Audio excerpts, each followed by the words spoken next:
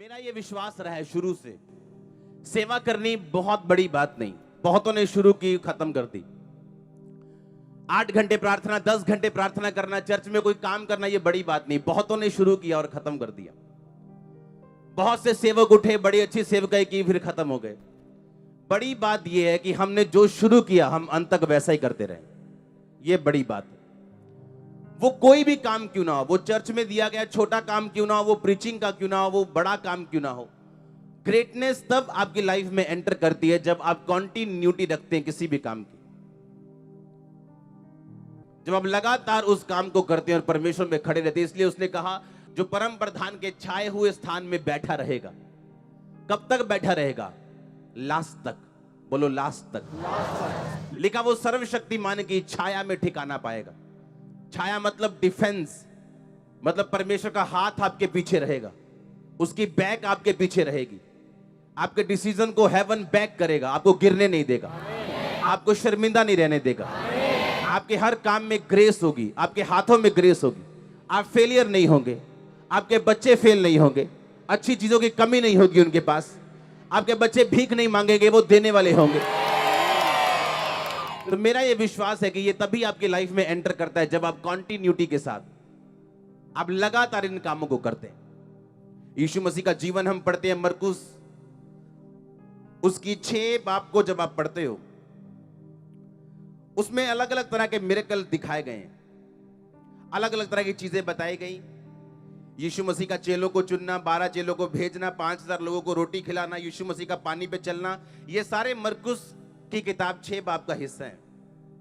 उसमें एक चीज लिखी है कि जब यीशु मसीह लोगों को 3 दिन से लगातार प्रचार कर रहे थे और चेलों को बोला कि इनके खाने का इंतजाम करो, तो चेलों ने बोला ये पॉसिबल नहीं है, कोई ढाबा, दुकान, कोई होटल नहीं है आसपास, अगर हो भी तो इतने हजारों रुपया, इतने 100 दिनार हमारे पास नहीं।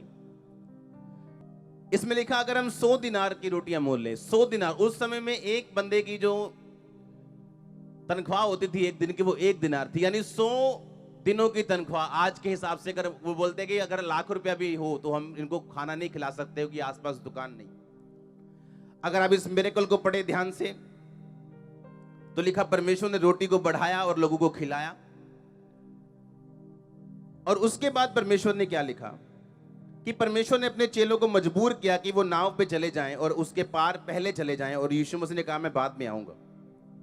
और यीशु मसीह अकेला लोगों के साथ थे, लोगों को मिल रहे थे, लोगों को सी ऑफ कर रहे थे। और उसके बाद लिखा, प्रभु यीशु मसीह प्रार्थना करने के लिए पहाड़ पे चले गए। और जब प्रार्थना खत्म हो गई, जब यीशु मसीह नीचे आए नाव के पार जाने के लिए, पानी के पार जाने के लिए, जहां चेले गए थे, तो नाव नहीं थी, तो यीशु मसीह पानी पे चल के उसके पार जाने लगे। यीशु मसीह ने भी प्रकाशित वाक्य की पुस्तक उसमें लिखा, जो जय पाए, जो अंत तक स्थिर रहे, उसे मैं जीवन के पेड़ में से खाने दूंगा। कई बार लिखा, उसे मैं एक पत्थर दूंगा जिस पे उसका नाम लिखा होगा, व्हाइट पत्थर दूंगा। अलग अलग परमेश्वर ने परिभाषाएं दी हैं और विक्ट्रीज की वर्सेस दी हैं, जो अंत तक खड़ा रहेगा और जो जय पाएगा। आमीन। अब आपने ये ध्यान से समझना है कि ये क्या है जो मैंने अंत तक बना के रखना है। प्रभु यीशु मसीह ने कहा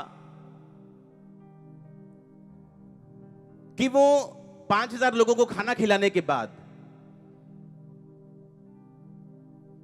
अपने चेलों को मजबूर कर दिया कि तुम भाग जाओ, मैं लोगों को सी ऑफ करके आता हूं। और सी ऑफ करने के बाद वो प्रार्थना करने के लिए चले गए।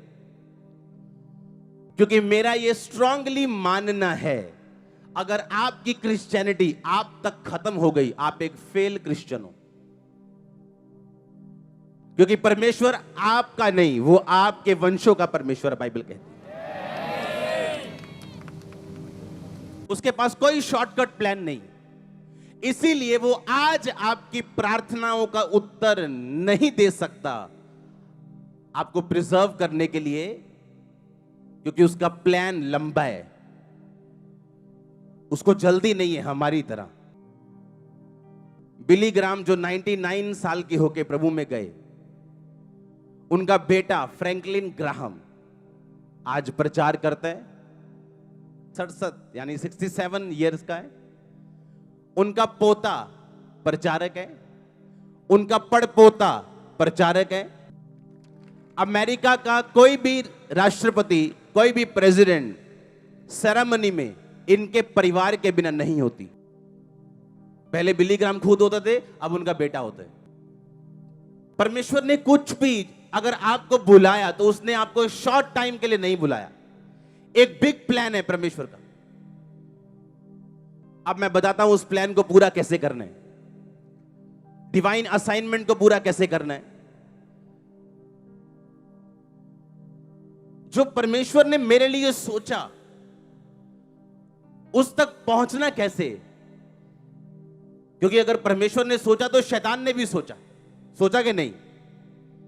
यीशु मसीह ने एक वचन आज मैं पढ़ रहा था, बड़ा हैरान करने वाला और बड़ा दिमाग से सोच।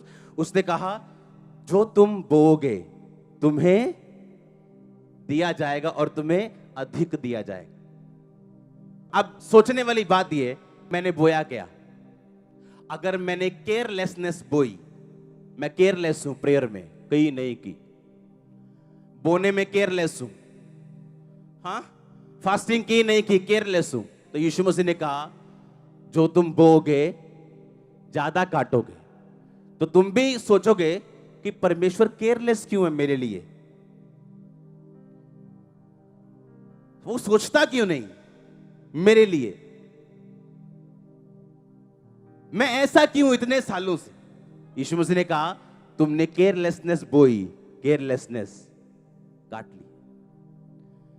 तुम केयरफुल हो मेरे लिए, मैं केयरफुल हूं तुम्हारे लिए, बल्कि ज्यादा हूं, जो तुम बोओगे अधिक काटोगे। आमीन।